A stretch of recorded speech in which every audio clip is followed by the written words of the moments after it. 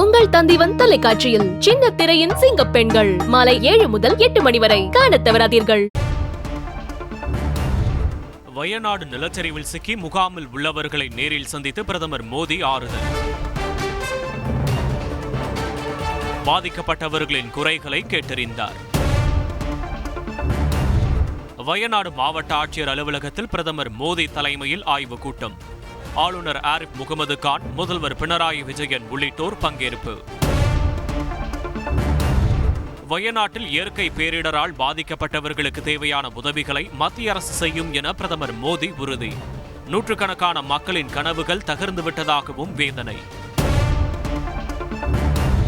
நிலச்சரிவால் ஏற்பட்ட பாதிப்பு மற்றும் வீடுகளுக்கு ஏற்பட்ட சேதம் குறித்து விரிவான அறிக்கை கேட்கப்பட்டுள்ளது. ஆய்வுக் கூட்டத்தில் பிரதமர் மோடி தகவல். பாரிஸ் ஒலிம்பிக்கில் தனக்கு வெள்ளிப்பதக்கம் வழங்க கோரி வினேஷ் போகத் மேல்முறையீடு செய்த வழக்கு இன்று இரவு 9:30 மணிக்குள் தீர்ப்பு. வளிமண்டல கீழடுக்கு சுழற்சி மற்றும் மேற்கு திசை காற்றின் வேக மாறுபாடு. தமிழகத்தின் பெரும்பாலான பகுதிகளில் அடுத்த 4 நாட்களுக்கு இடியுடன் கூடிய மிதமான மழைக்கு வாய்ப்பு என வானிலை மையம் தகவல். சென்னையில் கூடுதலாக மழைநீர் வடிகால் தேவைப்படுவதால் புதிய பணி தொடங்கப்பட்டுள்ளது. சென்னையில் நடைபெறும் மழைநீர் வடிகால் பணி குறித்து மேயர் பிரியா விளக்கம்.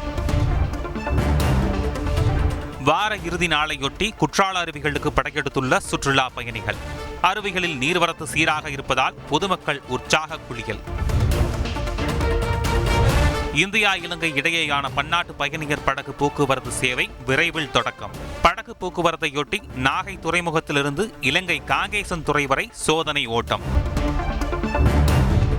தன் வீட்டில் சிபிஐ சோதனை செய்தது தொடர்பாக நீதிமன்றத்தை நாடுவேன் என ஓய்வு பெற்ற ஐஜி பொன் மாணிக்கவேல் பேட்டி.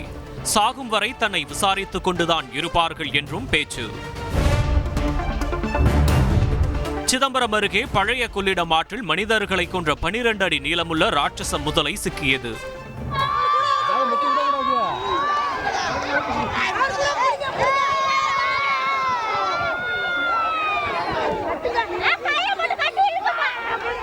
பாதுகாப்பு உபகரணங்களின்றி முதலையை பிடித்து வனத்துறையிடம் ஒப்படைத்த பொதுமக்கள். நீலகிரி மாவட்டம் குன்னூர் அருகே குடியிருப்பு பகுதியில் உலா வரும் சிறுத்தை 4 தெருநாய்களை வேட்டையாடி சென்றதால் மக்கள் அச்சம். கொடைக்கானலில் பார்பிக்யூ சிக்கன் சமைத்து சாப்பிட்ட சென்னை மற்றும் திருச்சியைச் சேர்ந்த 2 இளைஞர்கள் உயிரிழப்பு.